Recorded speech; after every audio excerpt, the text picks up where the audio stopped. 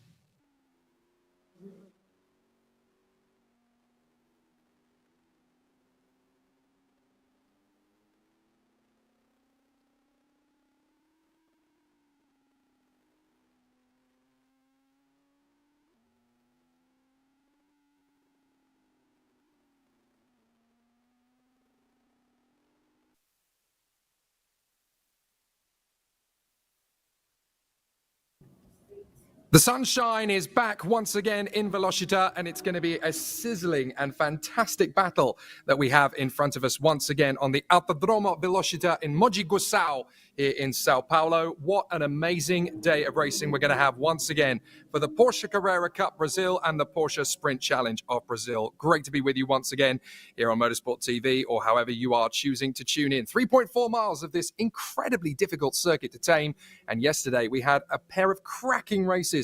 The first of them in the Porsche Carrera Cup Brasil, won by Ryan Mascarello, coming through as a sport winner to take the overall victory. Very rare to do these days. But as you can see already, today the ambient temperature is already higher than it was yesterday, with the humidity very much lower, which means that the track surface temperature is close to 50 degrees Celsius. Time to churn those Michelins. It's going to be a very tough day at the office. Jake Sanson here with you once again.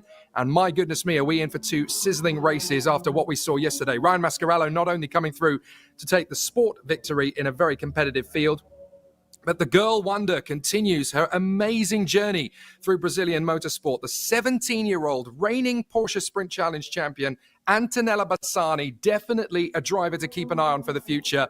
Le Mans definitely beckons for this young lady. We'll see her in the Porsche Sprint Challenge second race later. She'll obviously have to start the race from 8th on the grid, having taken victory in yesterday's first encounter. But that's now 2 race weekends in a row where she has taken a victory. Definitely the march to the title has already begun for the second year in succession. Coming into this race, though, we had one sport driver in pole position yesterday. Thanks to the reverse grid draw, we've got another today. That is Peter Ferta, who's going to be starting from the front row of the starting grid. And it's definitely going to be a more challenging race. However, having said that yesterday the humidity was higher, it certainly dropped a bit, but you can see that there's still a little bit of overcast clouds, but the pressure certainly seems to be fairly high because although it's overcast, the temperature is higher than it was yesterday. If those clouds were to suddenly break at any point, it's definitely going to be a very chilling race for the competitors to deal with in terms of tyre management. Could be very, very tricky out there for the course of proceedings. But it's definitely going to be one of those kind of races that will throw up a few variables. Yesterday at the start, we had a little bit of a melee going into that first lap, which took out several drivers. They're going to have to start this race from the tail end of the field. The likes of Franco Giaffoni, Lucas Salas, Rodrigo Melo, and Nelson Montero all caught up in incidents yesterday, as well as Bruno Campos and Lineu Perez. Let's have a look back at what happened over the course of yesterday's race. From pole position, Ryan Mascarello hoping for a strong run to the first corner. He got one. Everybody else, it was basically a sense of try to stay out of harm's way. All sorts of problems at the beginning of the first race. 4 cars taken out in the first corner, 3 of them eliminated on the spot. Lineu Perez, one of the many drivers who had to take avoiding action and able to get through without too much of a difficulty. But with the 3 drivers parked up, we obviously had the Porsche Taycan safety car come out to bunch up the field. We went racing once again, and try as he might, Marcel Muller just could not do anything about Ryan Mascarello up front. The big incident in the race, we saw big damage for Lineu Perez and Nelson Montero when they came together. Lineu Perez inadvertently took out another driver. Great to see Israel Salman try and charge his way through back up the field, managing to grab the rookie victory, having stormed his way through the field. Leonardo Sanchez doing likewise to come through into second position. There were some great overtakes in yesterday's race, but nothing they could do to thwart the onslaught of Ryan Mascarello. Marcel Muller and Miguel Paludo did everything they could, but it was a fantastic and flamboyant victory for the man who started from pole position. Very unexpected that a driver in the sport class could come through and not only take the class victory, but the overall win as well. But Israel Salman coming through to take the rookie victory for the second weekend in succession. Great to see after he did a fantastic job at the Autódromo Internacional Ayrton Senna in Goiânia. Now he's managed to come through and take a victory in Velocitta. But both drivers will find it very difficult to do the same thing here in the second race, particularly this man who'll have to start this race from 8th on the grid.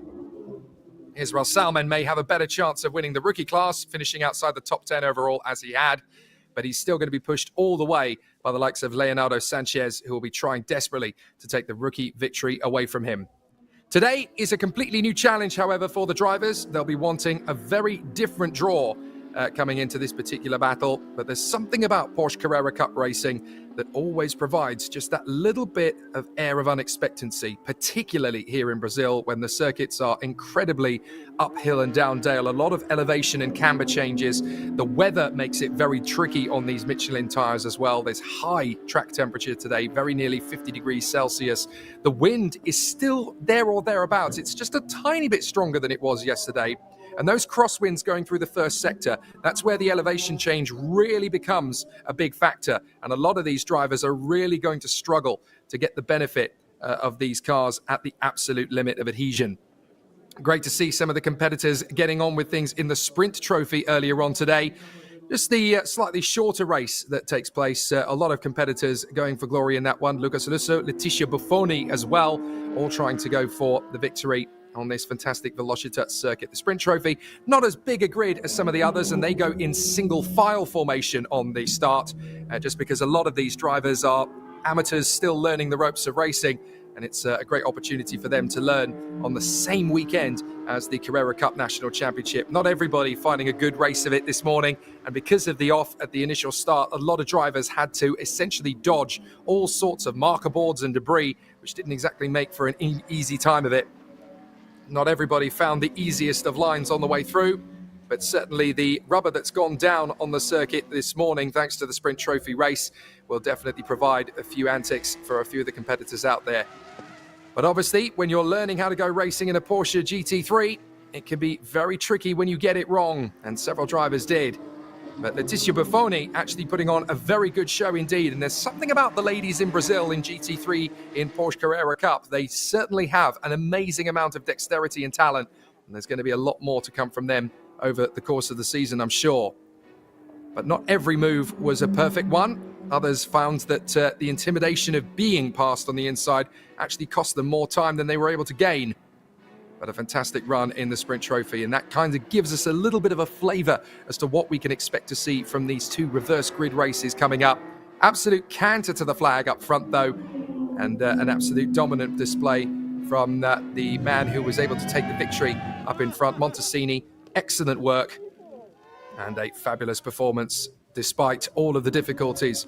Creteriem was able to come through for the second tier victory, and an excellent performance on the podium from both drivers. They celebrate in style and get ready for the next round of the championship 3 weeks from now.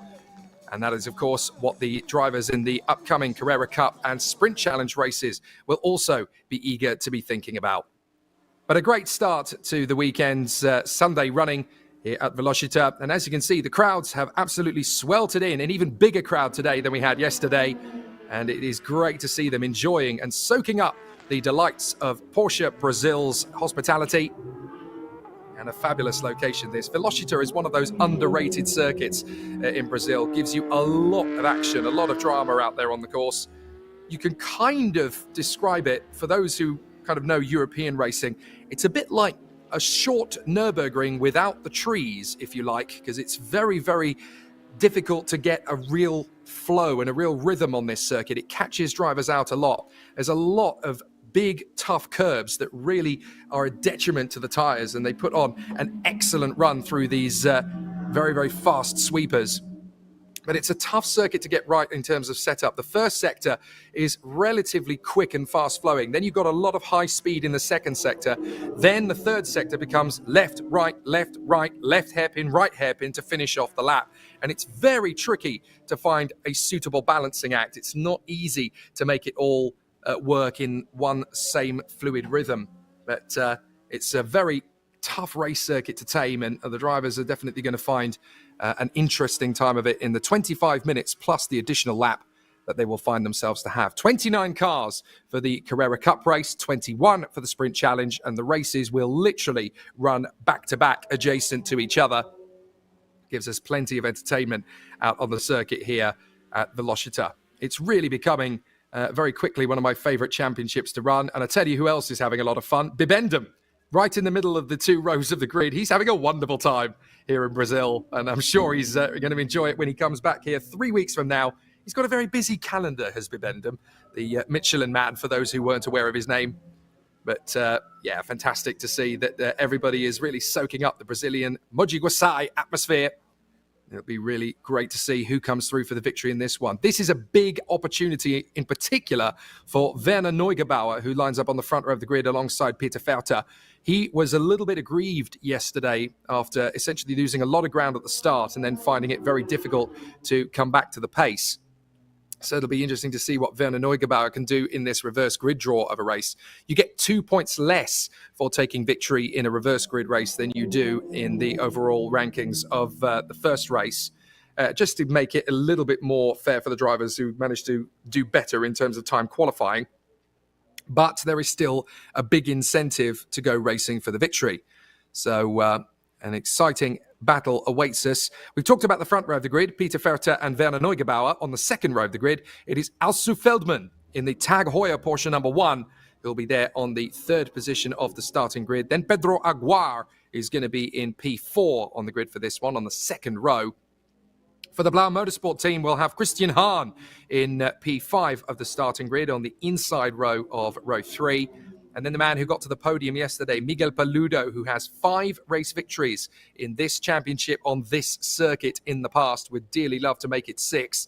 And from P6 on the grid in a reverse grid race, he does have the potential to do it. He managed to go from 6th to 3rd in yesterday's race at the start on the rolling start draw. So if he can do that again, essentially on paper, all he's got to do then is get past Peter Felter and Werner Neugebauer, depending on which two get through to the first corner first. So we'll have to see. Marcel Müller, so narrowly missing out on the victory yesterday, came through for P2 and manages to start 7th on the grid for this one. But the superstar from yesterday, both in qualifying and the race, Ryan Mascarello, comes through to start P8 on the grid for this one. So getting 2 wins out of 2 is going to be very tough, that's for sure.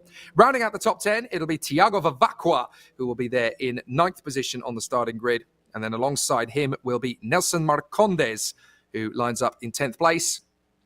Having had a very adventurous race yesterday, he got into 10th, then got demoted, then got promoted back again after some penalties were handed out around him. And that meant, all in all, despite the adventurous route to get there, he has now definitely been able to claim himself a pole position, 10th position in that particular race and starting top 10 of the grid. Georgios Frangoulis will line up 11th on the grid for this one. Will be a very interesting battle for him to negotiate. There is Miguel Peludo getting himself ready for the start from the third row of the starting grid. Could be very interesting to see how he progresses. And we'll definitely see some great runs from him, no doubt, as well. Be very intrigued to see what Miguel Peludo can do from that sixth position on the starting grid. Another fast launch, and he could be right up there to continue making some big battle-drawn moments out there on the grid.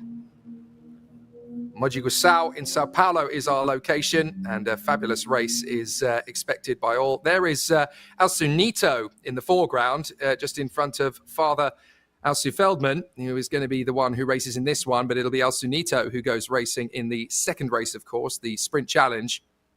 So that'll be very exciting to see how it all progresses. But we're really excited to see how things continue for this one. So as the drivers are obviously gearing up and getting ready, we can talk a little bit more about some of the other contenders in the field. Behind Georgios Frangoulis is going to be Yosimar Junior, who will line up 12th position on the starting grid in the number 27 car, the number 27 car, sorry. There is yesterday's race winner, Ryan Mascarello, lines up 8th on the grid for this one.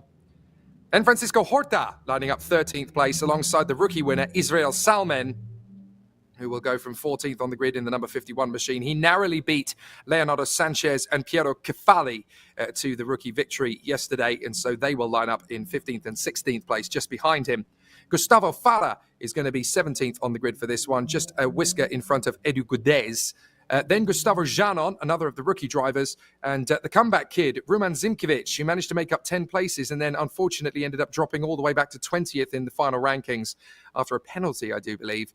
So a bit of a comeback needed, and another one needed today. Carlos Campos lining up 11th on 11th row of the grid alongside Marco Pisani. There is Francisco Horta's very colourful car.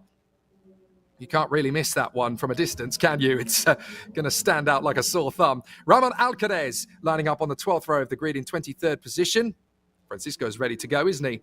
Linu Perez, after his issues yesterday, lines up all the way back in 24th, so expect him to be one of the 6 drivers that will try to charge their way through the field. Bruno Campos lining up 25th, Rodrigo Melo in 26th. He was in the top 10 of qualifying yesterday, so expect him to be working his way through the field fairly rapidly. Similar can be said of Lucas Salas, Franco Giaffoni, and Nelson Monteiro, who will start from the back of the grid in his repaired number 87. So the second race of the weekend for the Porsche Carrera Cup Brasil is definitely going to be an intense one. A lot of drivers trying to work their way through the field after having problems yesterday, namely 6. Perez, Campos, Melo, Salas, Giaffoni and Monteiro. So all of them want to have a much smoother and much cleaner transition of a race this time. They certainly don't want to be in the same position as they were 24 hours ago. They don't want to be on the sidelines watching. They want to be battling for victory. And the only way really to do that is to knuckle down and brave face it. On the starting grid for this particular race, there's a lot of great talent. So they're all hoping for a very solid run. Great to see everybody in position, gearing up ready for the start. And everybody is in a very strong position. There's a lot of tradition with this fantastic race here at Velocitta and in this paddock. There is a rather jovial Nelson Monteiro chatting away there. And there is Edu Guedez, who's just coming over to chat to his colleagues. That's one of the things I love about this particular championship. Everybody seems to be really good friends. There's no bitter enmity between competitors. They just all want to go racing. They all love the thrill of the draw. And there is a really exciting modus operandi for these particular races. So as the competitors are gearing up, ready on the start, Bibendum has decided to come alongside Peter Verter's car, starting as he is in pole position. That's a lot of pressure for Peter Verter. If ever we get an interview on the starting grid, we do apologize for the inability to translate, as the Porsche fraternity will line up on the front row of the starting grid. I do believe we're going to stand in ceremony for the national anthem of Brazil. What a fabulous way to kickstart the day's ceremonies here in Velocitta.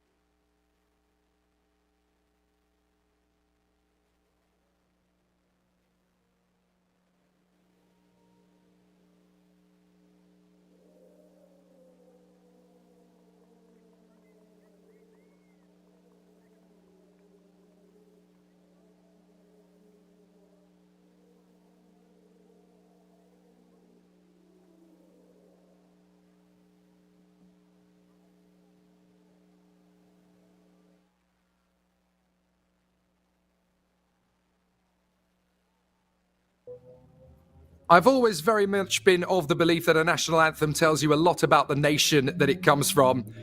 There's something about the Brazilian national anthem. Flamboyant, charismatic, energetic, and full of pride. Just like the Brazilians. Fabulous part of ceremony here at the Porsche Carrera Cup Brasil starting grid. Great to have our honoured guests with us, of course, as well. Soaking up the atmosphere of this fantastic race circuit. Miguel Paludo getting himself ready for the challenge that awaits him here at Velocitta.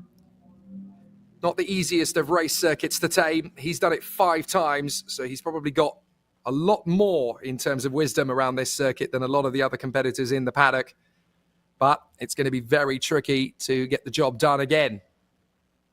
But when you sign up for racing in Porsche Carrera Cup, you're not just racing because it's a competitive championship. You're also signing up for the pride of representing the brand of Porsche. There is that elan, there is that real grandeur behind Porsche. It spells victory. It spells success. It spells speed. There is always something about this fantastic brand name. You know it's about the pride of competition, development, exceptional prowess of performance.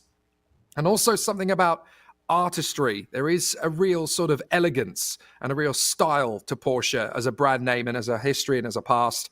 And that's all really encompassed by each of these Carrera Cup national championships around the world. Being part of the Brazilian one just adds to that because there is that added flamboyance. Antonella Bassani wishing Pedrinho Aguar good fortune ahead of the race. And into the car steps Alsu Feldman. 3rd position on the grid, a really good chance for the number 1 Tag Heuer car to go for the victory in this second race of the weekend. Hoping, of course, that his young son, Alsunito, is going to have a much better chance after he had to retire midway through yesterday's race. But, of course, his car is now fully repaired after the 15-year-old, the youngest man in the field, went straight into the barriers at full chat in the second sector of the lap. Really hope he's going to be okay this time. But now the drivers are getting themselves settled in and prepared for action. And you're definitely going to get some of that. But it really is going to be an exciting battle that awaits us now ahead of the second race battle here at Velocitta. We're going to see some truly spectacular battles. The reverse grid race always provides us a little bit more excitement and a little bit more drama, perhaps, even than we got yesterday. And yesterday, we weren't exactly without it in either race. And don't forget, of course, we've got 2 races here today, back-to-back. We have the Porsche Carrera Cup Brasil race, followed immediately by the Porsche Sprint Challenge Brasil race. The 5-minute board goes up, and the drivers will now be clambering into the cab of these phenomenal GT3 Cup cars. Of course, there are several types of racing driver in the field here. You've got the youngsters who want to progress up the ladder and work their way through not just the racing scene of Porsche here in Brazil, but then obviously want to move on to the continent. They want to go international. They want to race on the Americas. They also want to think about the possibility of IMSA, maybe in the GT3 Cup Challenge here in Brazil. And then maybe even further afield than that, starting to think about the WEX and the Fanatec GTs of this world. The opportunity to spread your wings and go on to other forms of motorsport is very tempting for some of these teenage talents. That's one type of racing driver that's here on the grid. You've got the others who have found that Porsche racing really is the best that they can go for. And the challenge is going to be very exciting indeed to see what these guys can give us. There is another form of racer, of course, on this grid, and they are the ones that just love Porsches. They absolutely love the brand, and they adore being part of Porsche's family. And they just want to go racing at the best possible race circuit in the best possible racing car that they can get their hands on.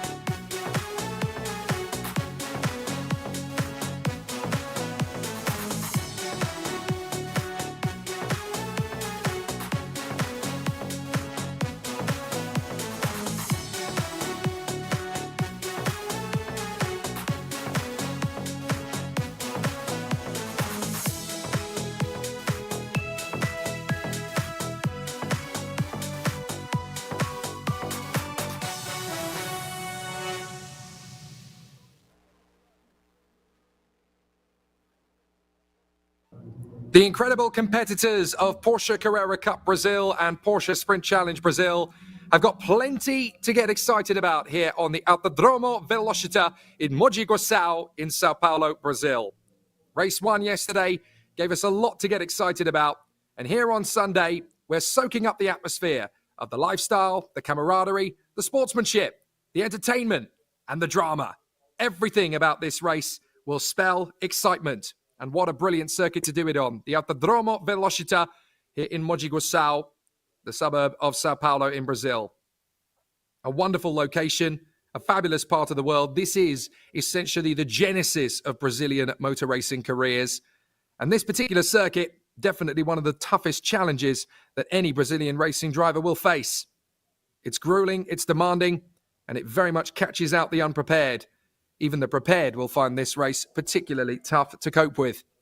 But it all just gives us plenty to get very much entertained by and excited with. Porsche Carrera Cup Brasil and Porsche Sprint Challenge Brasil will be 2 races back-to-back of 25 minutes plus 1 lap, full of excitement and enthusiasm. Jake Sanson here with you in the commentary box, ready for 2 grueling races. Will we see 2 very different winners from yesterday? Ryan Mascarello in the Porsche Carrera Cup Brasil race, and in the Porsche Sprint Challenge Brasil race, it was the fabulous Antonella Bassani. But will there be different winners today? Certainly, the maths would tell us that it's likely. 1-minute board goes up here, and we are getting ready for the start of a scintillating and exciting race in front of us, and with a very competitive starting grid it will be too. Peter Ferta lining up in unfamiliar territory. The reverse grid race, reversing and flipping the top 8 finishers from yesterday. So now we get to go racing in a very different style of race. Yes, it'll be the same length, 25 minutes plus 1 lap, but the grid will be in a very different formation to yesterday. Peter Ferta lining up on the front row alongside Werner Neugebauer. That'll be a very tough battle to the first corner. Second row of the grid, Alsu Feldman in the number 1 Tag Heuer car beside Pedro Aguar in number 20. Then it is Christian Hahn for Blau Motorsport alongside Miguel Peludo, 5-time winner on this circuit. Marcel Muller, 7th on the grid, charging through, and yesterday's race 1 winner, Ryan Mascarello in the number 22 car. Rounding out the top 10, Thiago Vivacqua lining up in 9th place alongside Nelson Monteiro in 10th position. Then it is Giorgio Frangoulis who lines up in 11th place. Josimar Junior in P12, hoping the Florax car can charge his way through the grid. 13th on the starting grid for Francisco Horta in the Patchwork. 13th car on the grid, number 77. Israel Salmen, the leading rookie. Leonardo Sanchez and Piero Kefali, his closest challengers. The podium in rookie could look like those three men. Gustavo Janon and Edu Guedes are going to do everything they can to change that in the 84 and 9 cars. Gustavo Janon is also going to be challenging with Ruman Zimkiewicz trying to fight his way back into contention in the sport class. Carlos Campos and Marco Pisani are still making steady progress in their early part of 2024. And then come the challengers to try and work their way back into contention. Ramon Alcaraz lining up alongside Lino Perez, who crashed out of yesterday's race. There are 5 drivers behind them who'll want to make a comeback. Bruno Campos alongside Rodrigo Melo. He was top 10 in qualifying yesterday, so expect him to overtake cars like crazy. Lucas Salas and Franco Giaffoni will be wanting to do very similarly as they want to come back into contention. And Nelson Montero will be right at the back, shooting through the field like the Mario Kart missile. So we're on the formation lap as the cars are getting themselves ready for a very fast start. And the Porsche Taycan safety car will lead them around on this formation lap. It's going to be a very exciting challenge for the contenders. They know everything that is going to be thrown at them in this one. But we're sure to have a terrific showcase. It'll be a very tricky situation. We've got our onboard cameras geared up and ready. Werner Neugebauer, obviously going to be one to watch for as we work our way through the field. But second on the starting grid for Werner Neugebauer. Looks like he could be very much in for a chance of victory. We start to work our way through. But it's going to be a very exciting race battle. What can Peter Ferter do to hold off the charge of Werner Neugebauer? And what will we get from Elsie Feldman, from Pedro Aguar? From this man, Elsie Feldman, he's obviously going to be charging forward in the number 1 Tag Heuer Porsche, hoping to try and get through to the lead of the race. The Porsche Taycan pace car will peel off and give the drivers the chance to come out of the final turn and work their magic to move forward. They come through in their 2 lines of formation. Are we going to get a clean start straight away? We do! We're racing at Velocitta, and it's side by side up to the first corner already. Elsie Feldman looks like he's going to have a chance to come through in the first part of racing, but it's a perfect start for our pole sitter. Peter Ferter has managed to hold the lead. A little bit of a run wide from Pedro Aguar, as several drivers have actually made a bit of a hash of it through the first corner. But it looks pretty neat and tidy up at the front end of the field. Up to the lead, though, has come the number 8 car. So Peter Ferter seems to have run wide at turn 2. And that is excellent news for Werner Neugebauer. He now leads from Elsie Feldman. So we really need to see what happened there for Peter Ferter, because he's actually fallen back to, I think, 5th position. Yes, he's managed to tuck in behind Marcel Muller. So not the easiest of starts at all, I'm afraid. And it's gone very badly wrong indeed for Peter Ferter. There he is in the 56 car, now forming up just in front of, that's Miguel Paludo. So not the easiest start at all. And definitely that's backfired for the pole sitter. It was looking good into turn 1 initially for Peter Ferter, but I think he made a mistake in the second corner. And as a result, Werner Neugebauer leads the way. Elsie Feldman in second position. A terrible start as well, I'm afraid, for Pedro Aguar. He's now filtered in behind Francisco Horta, who's had a relatively good start. So we're on board now with Christian Hahn. Christian Hahn is trying to make progress as he now finds himself right behind Elsie Feldman. This is the battle for second place then. Feldman versus Hahn, and Hahn wants to get on with this because Feldman, look, is definitely holding up the field here in second place. And look at the lead that Werner Neugebauer has got. He's just disappeared in front of everybody else. So he's gone in the lead. And it's Feldman, Hahn, Müller, and Peter Ferter in behind. Miguel Paludo trying to go the inside for 5th position. What a slingshot this could be from Christian Hahn. Has he nailed it on Marcel Muller? He's certainly going side by side as they come up to turn 2. He's riding the curbs to try and finish off the move. Muller's going to have the inside line for the next right-hander, though. But he keeps his foot in. Oh, brilliant conviction from Christian Hahn. He rides the curbs to finish off the move, and he's up into 3rd position. Great racing from Christian Hahn. Now diving up the inside, that is the hard challenge from Thiago Vivacqua. Vivacqua trying to take on Miguel Paludo, and he's under pressure as well now from Nelson Marcondes. So Nelson Marcondes trying to work through. Big defensive tactics up the inside from Marcel Müller. But Müller's going to drift out wide here. Here comes the man on pole. Once again, Peter Verteer trying to go side by side as they go down the back straight. So at the moment, Marcel Müller just trying to hold the middle of the road. No chance yet for Peter Verteer to find his way through on the inside. But Miguel Paludo just about holding on here in front of Vivacqua, Marcondes, Horta, Aguar, and Georges Frangoulis just outside the top 10 for the moment. It's been a very clean start considering it's the reverse grid race. Everybody just about kept themselves to themselves. A few duff starts and a couple of people running wide in the first couple of corners. But as far as the race is concerned, it's been very clean. And Werner Neugebauer, look at this. He's just disappearing from Alcif Feldman and Christian Hahn. Just dropping the hammer and running away with it. The drivers just kicking up the dust out of the final turn. But Marcel Müller, having moved his way now into fourth place ahead of Verteer, Paludo, Vivacqua, Marcondes, Horta and Aguar. Looking very comfortable. Werner Neugebauer, this is exactly what he wanted. He's got a lead now of about 2.5 seconds, 3.5 seconds in fact. So Neugebauer just continuing in the lead of this one and not looking under threat at all. But look at Christian Hahn. Oh, he's nudged the back end. He's nudged the back of Feldman and he's drifted him wide, and that's enough for Hahn to get through. Now, surely there's going to be an argument about that one. So let's have a look at it again. We're going to see as they go up the hill. Now watch the back car.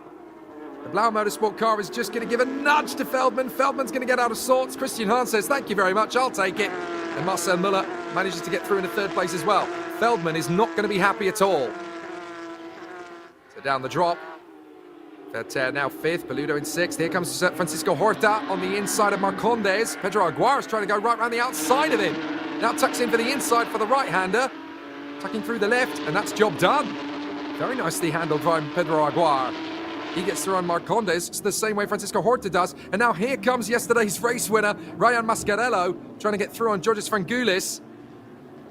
So Mascarello didn't get a great start. He dropped all the way to 12th. Having originally started in 8th position. And there's the battle for the rookie victory. This is Israel Salman versus Leonardo Sanchez. They come off the hairpin and onto the main straight. So now we've got Christian Hahn in second position ahead of Müller and Alcif Feldman, but I'm sure that the number one Tag Heuer crew are going to be straight onto race control. Did you see what he did? He nudged us. We managed to get dropped all the way to 4th position. Are you going to do anything about that? Well, that's up to the officials to decide, of course, but that's the stance they're going to take. Up the crest, and Miguel Paludo looks very hungry, trying to get his move on the inside of Peter Verteer. But he just can't make it stick at the moment. It's a decent starting point, that's for sure.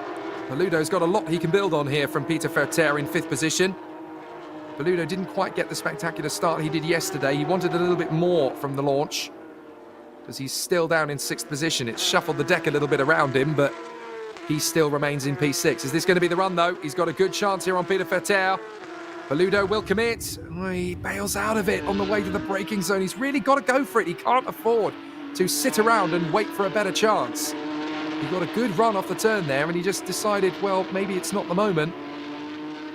But you don't get pit stops in Porsche Carrera Cup Brasil. You don't get a chance to slingshot past your opponent. You've really got to go for it.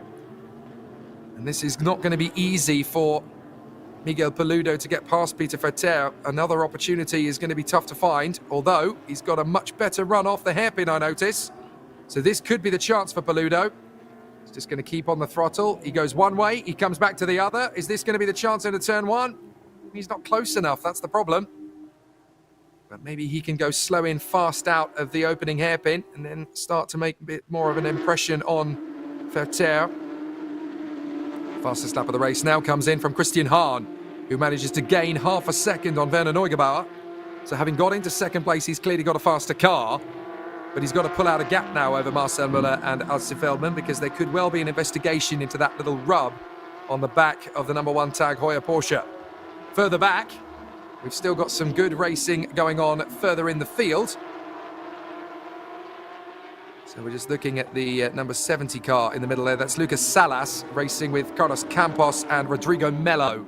So look at that. I mean, that is very debatable. And as you can see, it's under investigation. So Christian Hahn just rubbing the rear of Alcif Feldman. There is how tricky it was to control the car. I noticed that Feldman didn't exactly throw his hands in the air or anything. But it's very blatant, isn't it? Just nudges Feldman, unsettles the Tag Heuer Porsche, and manages to pick up the pieces. Well, the incident is under investigation, and it's no real surprise. Meanwhile, further back in the pack, this is Campos and Mello. And just a little further forward, we've got Edu Guedes dueling away with Piero Kifali. So they're still battling away. Or actually, is that Gustavo Zanon moving the way forward, the rookie driver? So a bit of a shuffle of the deck here. It is Gustavo Zanon, so that's at the expense, I think, of Roman Zimkovic. Either that, or Zimkovic has already dealt with Guedes, which is exactly what has happened. So Guedes has dropped to 19th, and Gustavo Zanon now fancies his chances on Edu Guedes. Both rookie drivers, of course, both in the rookie fight. 17 minutes to go here in Velocitta. Or I should say, 17 minutes plus the additional lap that goes with it. No safety car appearance yet in this one. Great to see. A much cleaner start considering it's a reverse grid race. As we were just looking at Carlos Campos there in front of Rodrigo Mella. Let's look at the start again, because there are quite a few drivers out of position. That was actually quite a rapid start from Ferter and Werner Neugebauer. I'm surprised that they didn't back up the field a little bit more, because there'll be quite a few drivers who'll be aggrieved at the back there that they started the race a little bit more rapidly. Now, the driver I want to see is Ryan Mascarello. Yeah, you see, he lost out there at the start. You'll see the green machine around the outside. He essentially gets put there. There's not a lot he can do about it. And then he gets held up, look, by Pedro Aguar, who ran wide. So this is on board with Christian Hahn through the first corner. Now, are we going to see what happened? Ah, yes, the leader ran wide. That's what happened. So Neugebauer, we're going to see again here. So Neugebauer is going to just wait for Ferter to drift wide out of the first corner. Gets the benefit. Thanks very much, mate. So that was nicely handled. Oh, big incident. That's Lino Perez. Lino Perez has gone into the barrier hard. That's going to be a safety car. So Lino Perez, something has happened there. And it doesn't even look like he was the one who initially caught up with it. That's Leonardo Sanchez. Oh, and Perez just has nowhere to go. Hits the barrier and spins it. Oh, bitter disappointment for Lino Perez. So easily done. He was just trying to take avoiding action, minding his own business. And he suddenly found Leonardo Sanchez in the middle of the course. Safety car does indeed come out. Well, Lino Perez, 2 races this weekend then when he has failed to finish. And picked up a lot of damage in both races. That's very unfortunate indeed for Lino Perez. So he is going to be out of this one. Leonardo Sanchez managed to get going again, by the way, in 25th place. So that has pretty much cost Leonardo Sanchez now any chance of working away. So very interesting situation then for the contenders. They now get bunched up. Werner Neugebauer will be bitterly annoyed at this because he had a massive lead, 4.5 seconds over Christian Hahn. And all of a sudden, that lead is gone. Christian Hahn will be loving it. Excellent safety car. That's just what I needed. So the Porsche Taycan running at the front end of the field. As the safety car bunches them up. They're going to be 2 laps, I think, behind the safety car, including this one. Because it's going to take a fair bit of time, I would think, to remove the car from that particular point on the course. It's not a natural place for a car to go off the road. So I think there may even be a little bit of damage to the tyre barrier that could need to be repaired. So we've definitely been behind the safety car for half a lap. We're going to go around for another full rotation of the course. I'm actually surprised at how close Werner Neugebauer is following the safety car. You just get this sense of urgency from Neugebauer. He just wants to build up that gap that he had once before.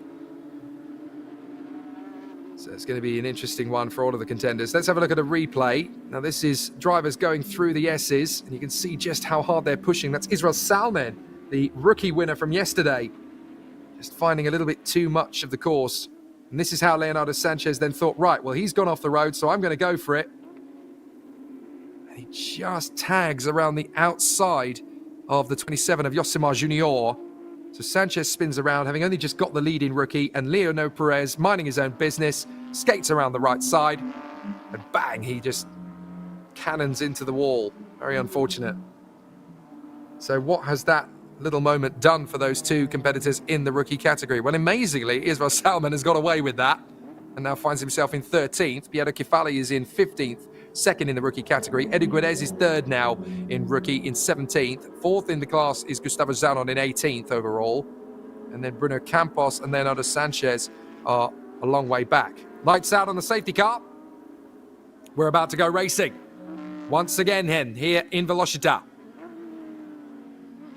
So very important that the drivers take full advantage of this situation, and they want to get the most of this.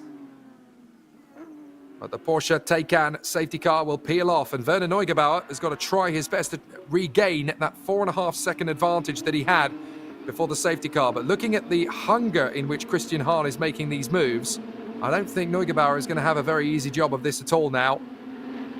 So we're going to be on board with Alsu Feldman, who will not be particularly happy with the way this is all played out. And Neugebauer is now backing up the field. Here we go. So the Porsche Taycan safety car will peel off at the final turn.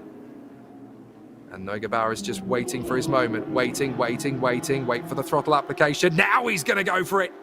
And this is where Neugebauer will stretch away from Hahn, Müller, Feldman and Ferter. And it's green here in Velocitta. So Marcel Müller still trying to get the tyres up to temperature. 3 wide for fourth. As Feldman is going to get caught out here as Peludo comes through from 6th position. Excellent from Miguel Peludo, but he's not done because Peter Ferter wants to come back at him. Ferter comes back through and Peludo drifts wide. So how many places is he going to lose as he rejoins? He's got to be careful he doesn't catch Francisco Horta's car or Pedro Agua's on the recovery. Oh, that was close. Well, Miguel Peludo went for 4th position and ends up dropping to 7th behind Francisco Horta on the inside of Marcondes. Oh, a little bit of banter between Marcondes and Frangulis.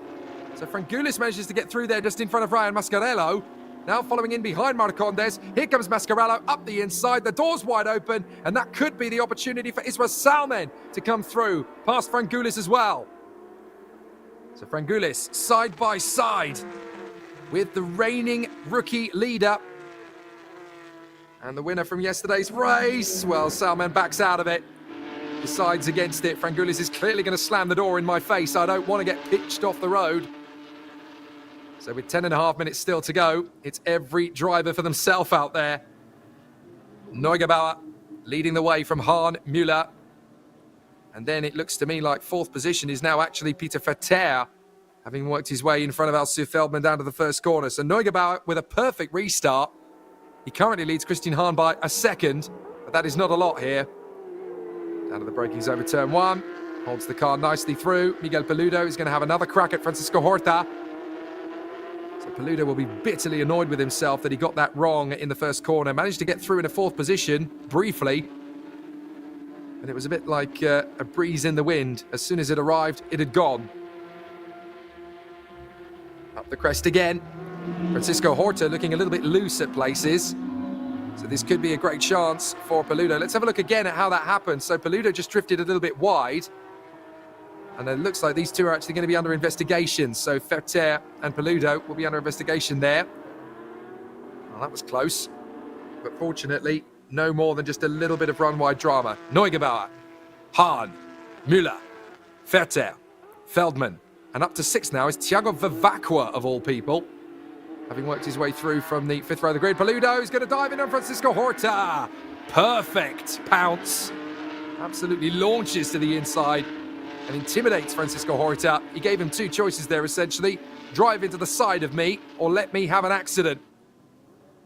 And Francisco Horta decided he didn't want to have any panel damage to fix. So he gave up the corner.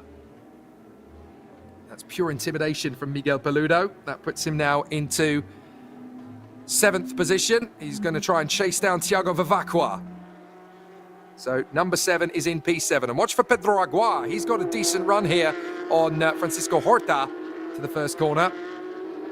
So Agua versus Horta could get interesting. But here is Werner Neugebauer. The gap now between him and Christian Hahn is 1.2 seconds. He's certainly not pulling as big a gap as he did last time. But then he wasn't quite under the same pressure as he was last time. Last time it was no pressure at all. He just disappeared into the distance. This time he's got it a little bit harder. Horta versus Aguar continues for 8th position. Nelson Marcondes still in P10. Ahead of race 1 winner yesterday, Ryan Mascarello. And then Frangulis, Salmen, who leads the rookies. Then Junior, Zinkovic, Cifali, Zanon, Campos, Melo and Guedes. Lucas Salas in the 21st in front of Franco Giaffoni, and then Nelson Montero, Bruno Campos, Leonardo Sanchez, Ramon Alcaraz, Gustavo Fara and Marco Pisani. Just one retirement, and that of Lino Perez, which was the car that brought out the safety car. 7.5 on the clock. Pedro Aguar still trying to hunt down Francisco Horta as they work their way through that final sector of the course. This is where it's so easy to make a mistake. Look, Pedro Aguar choosing a very different tact of racing line compared to Francisco Horta. Horta actually went deep and then had to correct on the exit. Pedro Aguar, by comparison, look, is going slow in and fast out. Oh, and a spinner. That is Marcondes. So Nelson Marcondes has spun around.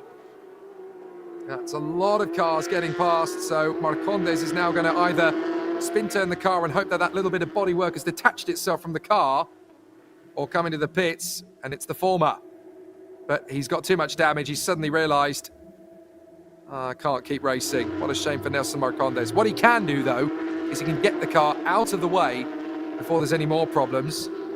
Now, well, we kind of saw the start of that, and it's Ryan Mascarello that's escaping the scene first, but I didn't really see the contact prior to that.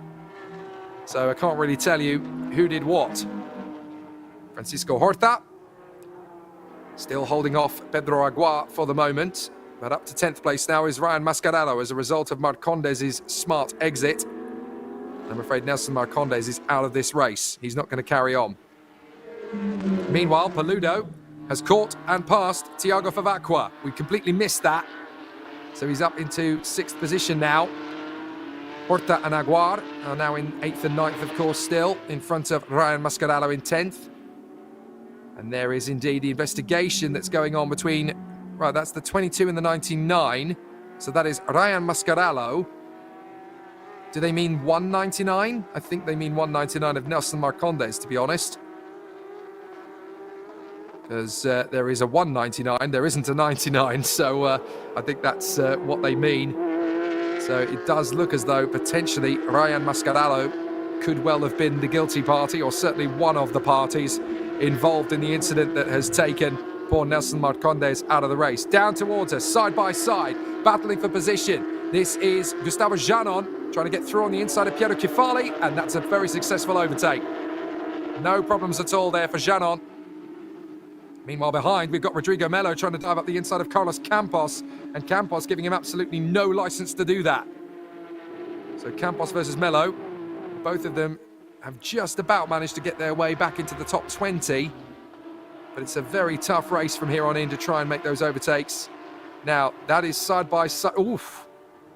Now, that is very close quarters racing between Zanon and Cifali. We didn't really see that. We only saw what happened as a result of that, which was this overtake. It's a bit more how to do it, Gustavo. Got the job done this time. And Carlos Campos still shaking off Rodrigo Melo. That is Frangulis trying to go for the inside line there of Ryan Mascarello. And right in behind is Israel Salmen. So that's 3 different competitors battling over 10th position. And there's 2 more lining them up. Josimar Junior and Ruman Zimkovic, all wanting to break into the top 10 before the end of this race. That's 4 sport drivers and 1 rookie, namely Israel Salmen. Very different braking points for this hairpin. It's not easy to finish off the lap, and if you think you can get a little bit of a benefit off your other drivers, if you just nail the corner in a certain trajectory. Up over the top of the crest again. In the background, we've got Cifali, Zanon, Campos. Oh, a spinner out of the final turn. So somebody's now facing the wrong way out of the final corner. I think that's Gustavo Fara. No, it's Marco Pisani in the all-black machine. My apologies. So Marco Pisani has gone around at the end of the lap. And up the inside, that's at the expense of Edu Guedes. Lucas Salas gets the benefit. And he's not the only one, because Franco Giaffoni gets through as well. Lots of overtaking in Porsche Carrera Cup Brasil. Up the top of the hill, we're going to see a replay, I think, of a spinning Marco Pisani. Just a little bit too early on the throttle. Oh, goodness me, you've had kittens if you're Gustavo Fara there. That's a little too close for comfort if you're Gustavo Fara, especially with the car starting to reverse back into his path. Very smart from Marco Pisani to get on the brake pedal. 3 minutes to go, and Werner Neugebauer is having an absolute laugh up at front. Looking good for the victory on this occasion. It's going to be a different winner from yesterday, that is for sure. And certainly as far as the championship fight is concerned, Werner Neugebauer getting the victory is absolutely what the doctor ordered as far as he's concerned. Oh, a little bit of a run over, a bit of bodywork there for Christian Hahn. And that's not going to cause a problem. I tell you what, Marcel Müller feels that second place might be on. Another brilliant drive from Marcel Müller. 2 podiums would just be perfect as far as his championship campaign is concerned. It'll be Marcel Müller, the number 544, that comes away from this weekend with the championship lead, having been second yesterday and likely third today, unless he can push Christian Hahn into a mistake. And it's certainly looking good for a title campaign for Marcel Müller. So still he works his way through at the top of the crest. 4th place is Peter Vetter. Then it's Alsu Feldman, who's under pressure from Miguel Peludo. Feldman's having to go defensive. He knows that Miguel Peludo is going to try a lot of trickery to get through into 5th position. Peludo's got a good run off the hairpin. It's all about confidence at this moment. Peludo tucks out from behind the spoiler, then creeps back in behind him again. What are we about to see a replay of? Now this is, Franco Giaffoni. A good save, I have to say. Any other race driver might have lost that and thrown it away into the grass, but he and Lucas Salas getting very close together. And they've got big pressure from behind them as well, because there's a lot of other drivers trying to work their way through. That was Bruno Campos just deciding against an overtaking move down the hill. And you can see there the 87 Nelson Montero, the purple and black machine, having worked his way through from dead last. Certainly made up a few places, but doesn't have a lot of time to make any more. And this is the kind of race where a safety car can both help and hinder you at the same time. You run out of time to make overtaking moves, but at least you bunch up again for another chance to go for something. Now that is the number 9, Edu Guedes, one of the rookies, hustling down the main straight, Piero Cifali. And they're the number 33, the bright blue machine of Bruno Campos. Back down to the inside line there. A little bit of protective driving from Edu Guedes, as well as trying to intimidate Piero Cifali, who is looking good for third in the rookie class, because second in the rookie category looks like he's big Gustavo Zanon. Oh, and the wheels come off! Goodness me! The wheel parts company from the number 9, Edu Guedes, spits out into the barrier, and he is joined at the scene. I couldn't quite make out who that was that went with him. Was it Leonardo Sanchez that went off as well? Well, let's have another look. Came through, and look, the wheel is already parting company at that point, and it just spits out, and poor Leonardo Sanchez is an innocent victim, hurtling into the tyres. There it goes. Look, there goes the wheel. Parts company. Leonardo Sanchez has nothing he can do about that. Completely blameless. Wow. Bitter disappointment for both drivers. Mechanical failure on the wheel of Edu Guedes' car pitches him and Leonardo Sanchez into the tyres and out of this race. But we are about to go into... In fact, no, they've actually thrown the checkered flag early so that we don't have to go to a safety car. So Werner Neugebauer does in fact take the victory in front of Christian Hahn. Well, that was all a little bit haphazard. I didn't think we were going to see the checkered flag this early. But of course, they have the power to do that. We had only just run out of time, so they threw the checkered flag a lap early. So a couple of drivers will be a bit aggrieved at that, but they probably wouldn't have been able to run green flag racing anyway because of the incident. So Werner Neugebauer takes the victory from second on the grid. A very patient race from him, and a very smooth one to come through for the victory ahead of Christian Hahn and Marcel Müller. Now I have a feeling there's still going to be a bit of an investigation needed for Christian Hahn. So whether he'll be able to keep that second position, it's still all provisional at the moment. And Christian Hahn actually has the fastest lap of the race as well, a 1:29.082. But I don't think there's going to be any debate about the race winner. Werner Neugebauer doing a sensational job, coming through for the victory in front of Christian Hahn for Blau Motorsport. And for Marcel Müller, a very important podium, third position for him. It keeps the statistics for the championship fight very favourable indeed Werner Neugebauer hasn't even broken into a celebration yet. I wonder if he actually knows what's going on, because the checkered flag has obviously been flown. But it was a little bit of an anticlimax in the end, because it all happened very quickly. And of course, that was all because of the incident that took out Edu Guedes and Leonardo Sanchez. Unfortunate for Sanchez, who does not come up with another rookie class podium finish, even though at the time he was on course for third position in category. So trundling down to victory lane comes Werner Neugebauer. He won't really celebrate until he gets out of the car, I'm sure. And that's a very important victory. The team are absolutely ecstatic. Werner Neugebauer just keeping his emotions in check until he reaches his crew. And a fabulous victory. He's quite happy with that one. Very chilled is Werner Neugebauer. Now he can celebrate. Now he can enjoy the moment. Kept his emotions in check there for a little while. But Werner Neugebauer celebrates in style with the victory. And he can be very happy indeed with that. So a solid result for Werner Neugebauer. Christian Hahn in second place provisionally from Marcel Müller. Peter Verter taking the victory in the sport category ahead of Francisco Horta and Ryan Mascarello. And in the rookie category, the victory goes to Israel Salmen in 12th overall ahead of Gustavo Janon, and Piero Kifali will be the other member of the top three. But of course, in Porsche Carrera Cup Brasil, it's the top 5 drivers that go to the podium. So we'll see Alcy Feldman, Peter Verter, Marcel Müller, Christian Hahn and Werner Neugebauer. Overall, in the sport category, we'll see Peter Verter, Francisco Horta, Ryan Mascarello. In 4th in category is Georges Frangoulis. In 5th is Yosemar Junior.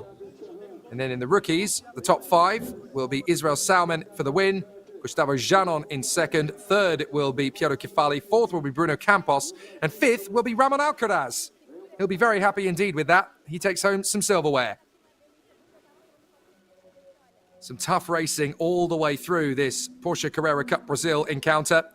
Not everybody had a clean race of it. Not everybody had a perfect race of it.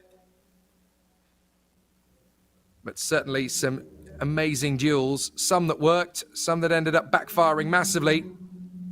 But some really exciting drama out there in the Porsche Carrera Cup Brasil. And great to see some exciting moments. And Werner Neugebauer, in particular, taking a very critical victory from his perspective. He'll be very happy with the way things have turned out. He can be very proud of his efforts here, managing to hold on after some increasing pressure throughout from Christian Hahn and Marcel Müller. So it's a very solid race battle that goes all the way to the time, but we don't get the additional bonus lap because of the incident that took out Edu Guedes and Leonardo Sanchez in the closing stages. Now, that is the incident that is going to be under investigation. Ryan Mascarello and, very unfortunately, Nelson Marcondes, who was the car that ended up having some damage and then retiring on the spot. But there are your 3 class winners. Werner Neugebauer gets the overall victory. The sport category goes to the pole sitter, Peter Verter. And for the second race in a row, Israel Salmen wins the rookie category.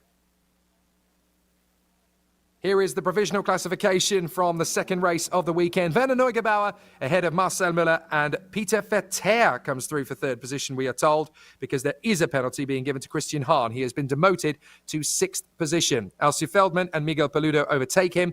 Thiago Vavacqua in 7th place from Francisco Horta, Pedro Aguar, and the final top 10 position goes to Ryan Mascarello, the man who won yesterday's opening encounter.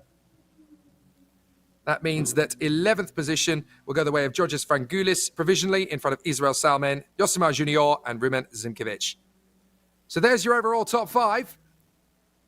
After a fabulous performance from our competitors, that means that the 5 drivers there are in position. It's all provisional, but Christian Hahn at this moment is there in 2nd position on the grid, but according to the timing screen we just saw, he's been demoted to 6th place, so it's provisional at the moment. So the podium looking slightly different to the final result by the look of it. They just asked the top 5 drivers who came across the line to make their way to the podium. So 5th position, provisionally, it is the number 1 Tag Heuer Porsche of Alcy Feldman. Still having a conference at the moment on the podium. We haven't quite got to the celebration stage. I wonder if they're just having that discussion at the moment about who should and who shouldn't be on the podium, and that maybe that's why we're being held up.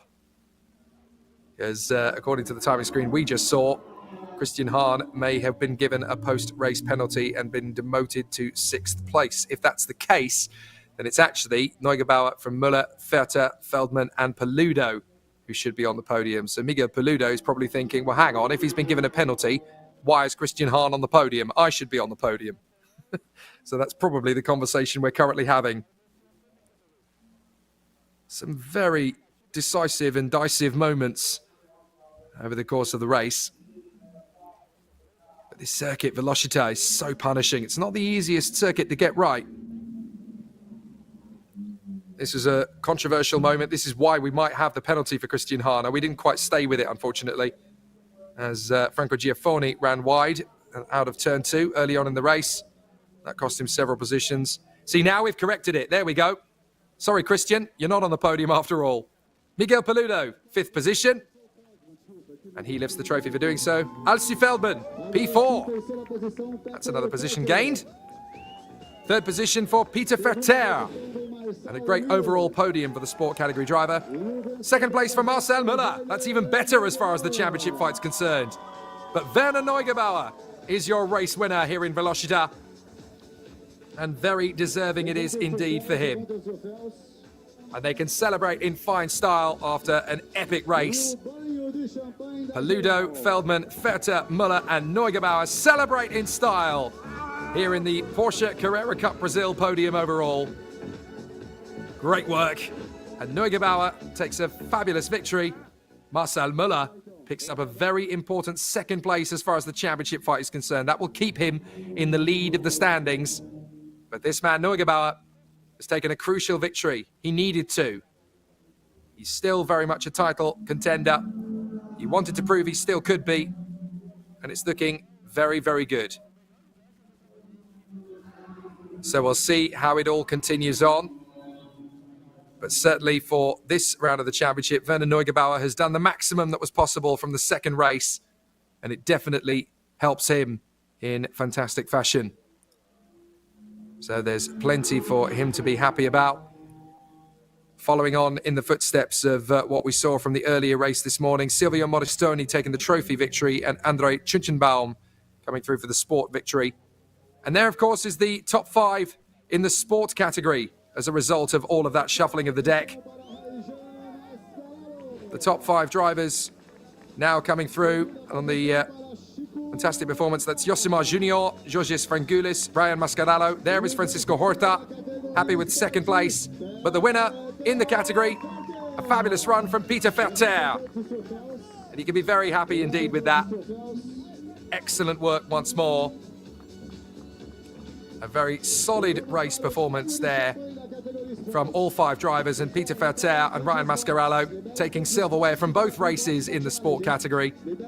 But Peter Vetter coming through for a victory, where Ryan Mascarello won one yesterday. Excellent work from Peter Vetter. He got a bit flustered at the start, it's fair to be said, but he lost a couple of positions and then just settled into the rhythm. Didn't let anything else get to him. Just kept his cool and brought himself to a solid finishing position, which was good enough for the class victory and 3rd overall. Nice work from Peter Vetter. The final podium that we're going to see from the Porsche Carrera Cup Brasil race is going to be that for the rookies.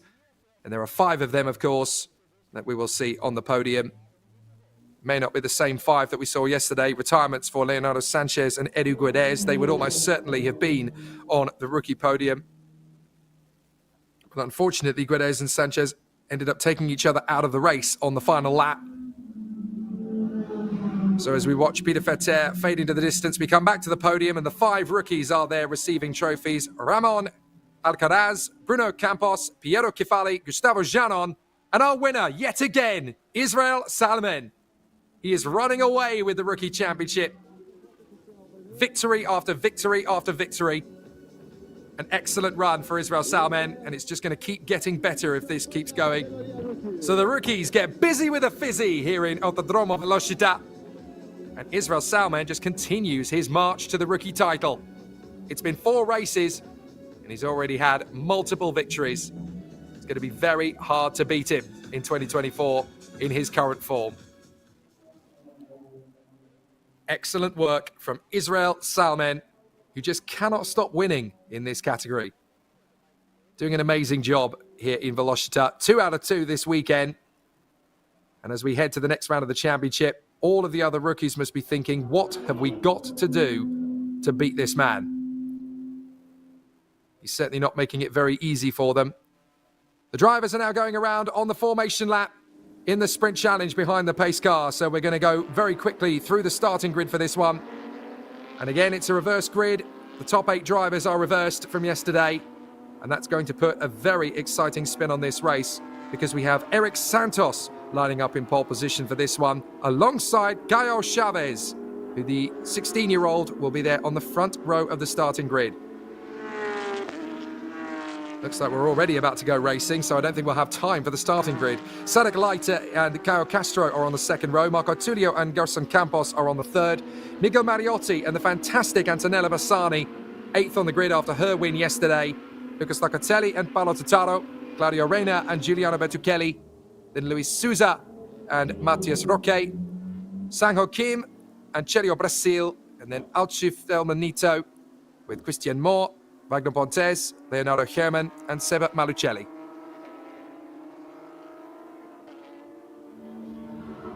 So the cars are working their way around. Looks like they're actually going for a second formation lap, so we will get to go through the grid in full. Eric Santos, pole position in the rookie category and overall. Caio Chavez alongside him.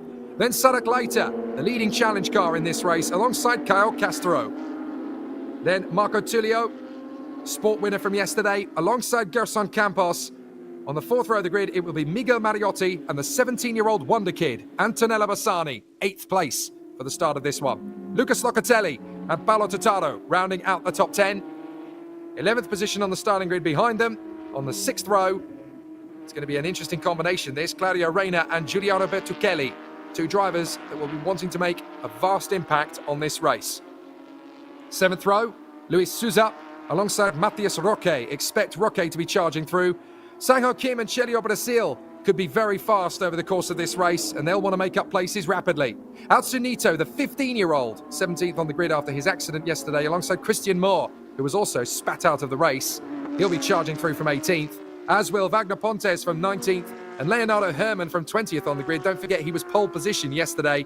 Seba Malucelli will want a lot more than the back.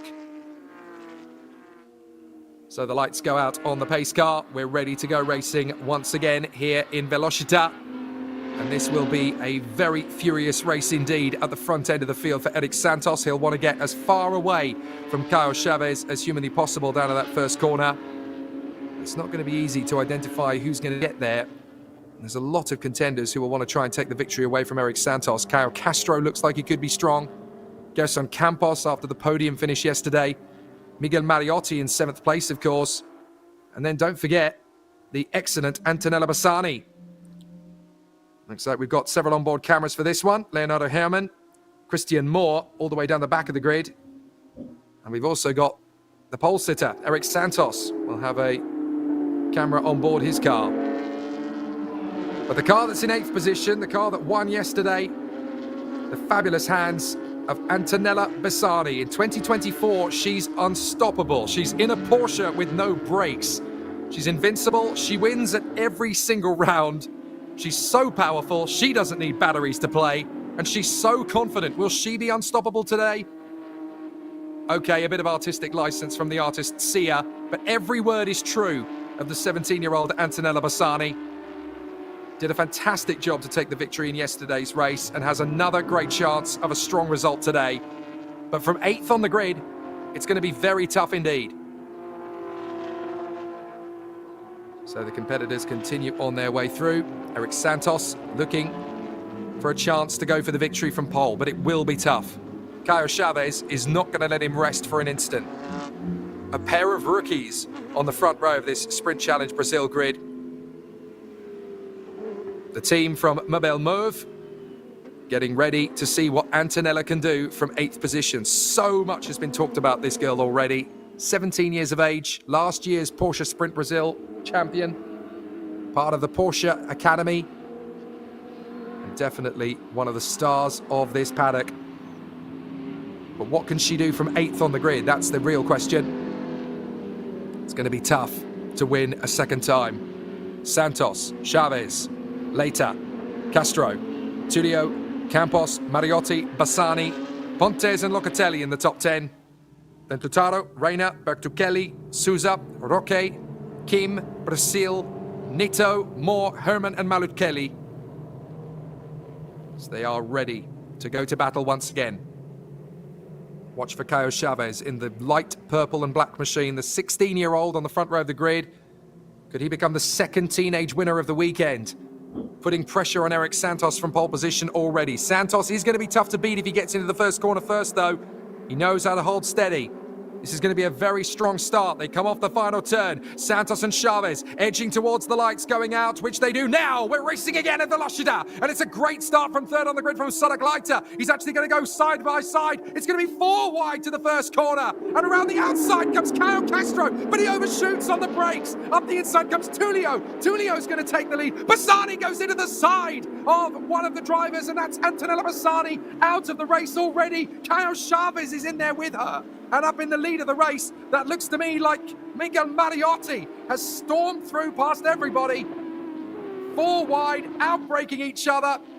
And that is Antonella Bassani and Caio Chavez. The teenagers are out of this one. The kids are not all right. And Miguel Mariotti has stormed through the chaos and has taken the lead. And that's Marco Tullio in second, running wide. He was so lucky that he didn't throw that one away. Surely there is going to be a safety car here. Eric Santos has recovered, and so too has Sudek Leiter, but they've lost a lot of ground. Caio Castro was supposed to be taking the lead at this one and has fallen back about 6 places as a result of running wide, and the safety car is out. No surprise there at all. Poor Antonella Bassani. Game over. Didn't even make it to turn 2. And the Mobile Mauve team are just as gutted as she is. Unfortunately, from hero to zero today. Not even 30 seconds into the race, and it's game over. And that is also a retirement from the 38 car. So that is game over for the pole sitter, Eric Santos. So let's have a look again and see what happened, because there's a lot to unpick here. So Santos and Chavez, the 2 front row drivers, are going to be out of this race by turn 1. A better reaction to the lights from Leiter and Caio Castro. And we're going to go 4 wide. Watch Castro in the yellow car on the far side. Look at the overhead. In the second row, we're going to get a better start than the front row. So we're going to go 4 wide to the first corner. And watch Castro. He just outbrakes himself completely through the first corner. And then we're going to see Castro come back on the road in front. 2 separate incidents essentially there. As poor Santos got tagged in. Look in the middle of the road. Santos is going to get squeezed there. Chavez has to take avoiding action. He runs wide. So does Santos. And it was Bassani into Santos. Chavez was to their right. He could do nothing about it. Let's ride on board with Santos. We're suddenly going to see Bassani to our left side. Wait for it. Here she comes. Thump.